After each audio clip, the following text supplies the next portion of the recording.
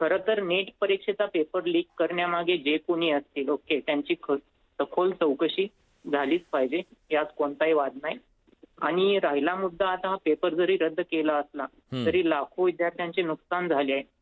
यामागचे कारण असे आहे की विद्यार्थ्यांनी सातत्य कष्ट घेऊन केलेली तयारी, त्यांना परत एकदा यासाठी तयारी चालू करून एक्झाम देण्याचे आव्हान या लाखो विद्यार्थ्यांसमोर आता परत एकदा उभे राहिले आहे.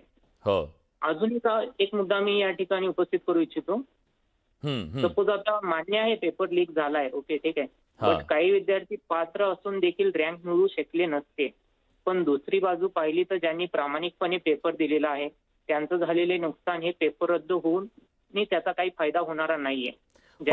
पण तुम्हाला असं नाही वाटत की इतक्या मोठ्या प्रमाणात देशभर तो जर फुटलेला पेपर असेल, तो सोशल मीडियाच्या माध्यमातून सगळीकडे पसरलेला असेल, तर हे योग्य केलं एक प्रकारे परीक्षा रद्द करून? नाहीतर मग ज्यांच्या हाती तो पेपर फुटलेला लागलेला असेल तेच पास झाले असते. नक्कीच परीक्षा रद्द करून यामध्ये नक्कीच सरकारने योग्य असा निर्णय घेतला आहे, मान्य आहे.